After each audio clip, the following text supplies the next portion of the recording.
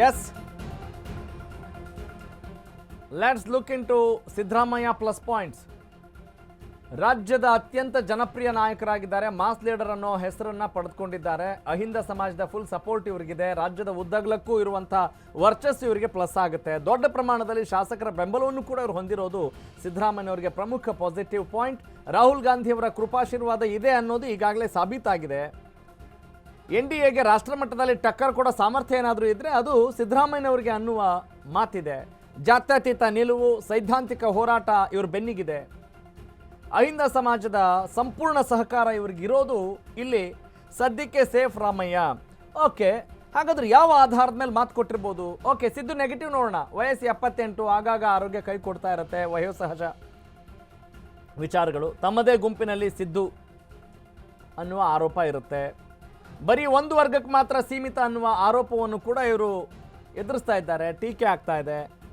ರಾಜಕಾರಣದ ಓಲೈಕೆ ರಾಜಕಾರಣದ ಆರೋಪ ಇದೆ, ಅಪೀಸ್ಮೆಂಟ್. ದೊಡ್ಡ ಪ್ರಮಾಣದಲ್ಲಿ ಶಾಸಕರ ಬೆಂಬಲದ ಕೊರತೆ ಇದೆ DK ಶಿವಕುಮಾರ್ ಅವರಿಗೆ, ಅದು ಮೈನಸ್ ಪಾಯಿಂಟ್ ಆಗಬಹುದು ಅನ್ನೋ ಲೆಕ್ಕಾಚಾರ ಇದೆ. ರಾಜ್ಯಾದ್ಯಂತ ವರ್ಚಸ್ ಹೊಂದಿಲ್ಲ, ಬೇರೆ ಕೇವಲ ಅವರ ಕ್ಷೇತ್ರಕ್ಕೆ ಮಾತ್ರ ಇವರು ಒಂದು ದೊಡ್ಡ ಪ್ರಭಾವ ಇದೆ, ವರ್ಚಸ್ ಇದೆ. ಒಕ್ಕಲಿಗರ ಪೂರ್ಣ ಬೆಂಬಲ ಇವರಿಗಿಲ್ಲ ಅನ್ನುವ ವಾದ ಅಲ್ಲಲ್ಲಿ ಕೇಳಿ ಬರ್ತಾ ಇದೆ. ED CBIನಲ್ಲಿ ಈಗಾಗಲೇ ಇವ್ರ ಮೇಲೆ ಕೇಸ್ಗಳು ದಾಖಲಾಗಿದ್ದಾವೆ. ಗಾಂಧಿ ಕುಟುಂಬಕ್ಕೆ ಹತ್ತಿರವಾಗಿದ್ದರೂ ಕೂಡ ರಾಹುಲ್ ಗಾಂಧಿಯವರ ಕೃಪೆ ಇವ್ರ ಮೇಲೆ ಇಲ್ಲ. ಪಕ್ಷದ ಸಿದ್ಧಾಂತದ ವಿಚಾರದಲ್ಲಿ ಗೊಂದಲದ ನಡೆಯನ್ನು ಪ್ರದರ್ಶನ ಮಾಡಿದ್ದಾರೆ. DK ವಿರುದ್ಧ ಇರುವಂಥ ರಾಜಕೀಯ ಶತ್ರುಗಳ ಕೂಟ ಇರಬಹುದು. ಇವೆಲ್ಲವೂ ಕೂಡ DK ಶಿವಕುಮಾರ್ ಅವರಿಗೆ ಹಿನ್ನಡೆ ಆಗುವಂಥ ಅಂಶಗಳು, ಮೈನಸ್ ಪಾಯಿಂಟ್ಸ್ ಆಗಬಹುದು. ಪ್ಲಸ್ ಪಾಯಿಂಟ್ಸ್ ಏನು ನೋಡೋಣ. ಯುವ ಸಮುದಾಯದ ಡಾರ್ಲಿಂಗ್ ಅಂತ ಹೇಳಿದ್ರು ಕೂಡ ತಪ್ಪಾಗ್ಲಿಕ್ಕಿಲ್ಲ. ಅತ್ಯುತ್ತಮ ಸಂಘಟಕ ಹೌದು, ಸಂಘಟನಾ ಚಾತುರ್ಯ ಅವರಿಗಿದೆ, ಚತುರತೆ ಇದೆ, ಟ್ರಬಲ್ ಶೂಟರ್ ಅನ್ನುವ ಪಟ್ಟ ಕೂಡ ಇದೆ. ಚಾಣಾಕ್ಷ ಅಂತ ಕೂಡ ಇವ್ರನ್ನ ಕರೀತಾರೆ. ಎಂಥದ್ದೇ ಸನ್ನಿವೇಶ ಬಂದರೂ ಕೂಡ ಎದೆಗುಂದಲ್ಲ, ಮುನ್ನುಗ್ಗುವ ಛಲವನ್ನು DK ಶಿವಕುಮಾರ್ ಹೊಂದಿದ್ದಾರೆ ಅನ್ನೋದು ಅವರ ಆತ್ಮೀಯ ವಲಯದಲ್ಲಿದೆ. ಗಾಂಧಿ ಕುಟುಂಬದ ನಿಷ್ಠರು ಕೂಡ DK ಶಿವಕುಮಾರ್ ಆಗಿದ್ದಾರೆ. ಇವು ಪ್ಲಸ್ ಪಾಯಿಂಟ್ ಆಗ್ಬೋದು. ಆಕ್ರಮಣಕಾರಿ ತಂತ್ರಗಾರಿಕೆಯನ್ನು ಮಾಡುವ ಸಾಮರ್ಥ್ಯ ಏನಾದರೂ ಇದ್ದರೆ ಅದು DK ಶಿವಕುಮಾರ್ ಅವರಿಗೆ ಇದೆ.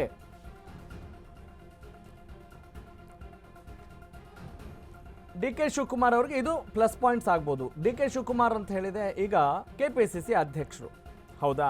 ಆದರೆ 2023ರಲ್ಲಿ ಪಕ್ಷ ಅಧಿಕಾರಕ್ಕೆ ಬರುವ ನಿಟ್ಟಿನಲ್ಲಿ, ಅತಿ ಹೆಚ್ಚು ಸೀಟುಗಳನ್ನು ತೆಗೆದುಕೊಂಡು ಬರುವ ನಿಟ್ಟಿನಲ್ಲಿ ಇವರ ಪಾತ್ರ ಇದೆ. ಸಂಘಟನೆ ಜೊತೆಗೆ ಅಲ್ಲಿ ಆರ್ಥಿಕವಾಗಿ ಸಬಲರಾಗಿರಬೇಕಾಗತ್ತೆ. ರಾಜಕಾರಣಕ್ಕೆ ಇರುವಂಥ ಗ್ರಾಮರ್ನ ಇವರು ಕಂಪ್ಲೀಟ್ ಆಗಿ ಫುಲ್ಫಿಲ್ ಮಾಡಿದ್ದಾರೆ ಅನ್ನುವ ಒಂದು ವಿಚಾರ ಅವರಿಗೆ ಪ್ಲಸ್ ಪಾಯಿಂಟ್ ಆಗಿದೆ. ಆದರೆ ರಾಹುಲ್ ಗಾಂಧಿಯವರು ಇವರಿಗೆ ಅಷ್ಟು ಕ್ಯಾರೆ ಅಂತಿಲ್ಲ ಅನ್ನುವ ಒಂದು ಮಾತಿದೆಯಲ್ಲ, ಆ ಒಂದು ವಿಚಾರ ಚರ್ಚೆ ಆಗ್ತಾ ಇದೆ. ಹೀಗಾಗಿ ಇದು ಮೈನಸ್ ಪಾಯಿಂಟ್ ಆಗಬಹುದು. ಇವೆಲ್ಲವೂ ಕೂಡ ಇಫ್ಸ್ ಆ್ಯಂಡ್ ಬಟ್ಸ್ ಮೇಲೆ. ಏನ್ರಿ ಅವತ್ತು ನಾವು ಮೈನಸ್ ಪಾಯಿಂಟ್ಸ್ ಅಂತ ಹೇಳಿದ್ವಿ, ಅವರಿಗೆ ಮುಖ್ಯಮಂತ್ರಿ ಆಗ್ಬಿಟ್ರಲ್ಲ. ಹಂಗಲ್ಲ ಲೆಕ್ಕಾಚಾರ. ಸಿದ್ದರಾಮಯ್ಯನವ್ರಿಗೆ ಇರುವಂಥದ್ದೇನು, ವರ್ಚಸ್ಸೇನು, ಅವ್ರ ವ್ಯಕ್ತಿತ್ವ ಏನು, ಅವರು ಯಾವ ಆಧಾರದ ಮೇಲೆ ರಾಜಕಾರಣವನ್ನು ಮಾಡ್ಕೊಂಡು ಬಂದಿದ್ದಾರೆ, ಯಾಕೆ ಅವ್ರು ಮಾಸ್ ಲೀಡರ್ ಆಗಿದ್ದಾರೆ, ಅವರು ಕೇವಲ ಒಂದು ಕ್ಷೇತ್ರಕ್ಕೆ ಮಾತ್ರ ಸೀಮಿತವಾಗಿದ್ದಾರಾ, ಒಂದು ಜಿಲ್ಲೆಗೆ ಮಾತ್ರ ಸೀಮಿತವಾಗಿದ್ದಾರಾ, ಅಥವಾ ಒಂದು ಭಾಗಕ್ಕೆ ಮಾತ್ರ ಸೀಮಿತವಾಗಿದ್ದಾರಾ? ಇಲ್ಲ.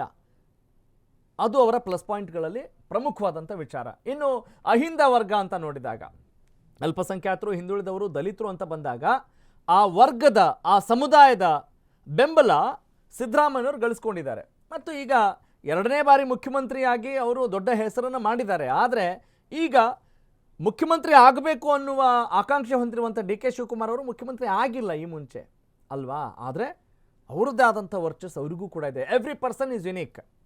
ಪಾಲಿಟಿಕ್ಸಲ್ಲಿ ಏನು ಬೇಕಾದರೂ ಆಗಬಹುದು ಅಲ್ವೇ?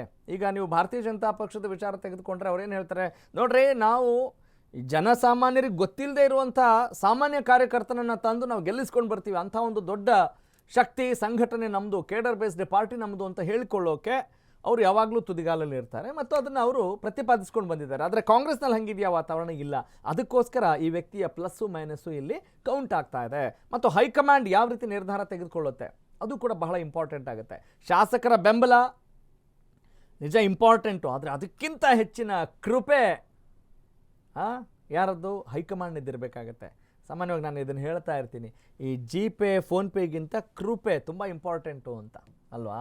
ಹಾಗಾಗಿ ಅದು ಯಾವಾಗ ಕೆಲಸ ಮಾಡುತ್ತೆ ಅನ್ನೋದನ್ನು ಕಾದು ನೋಡಬೇಕಾಗಿದೆ.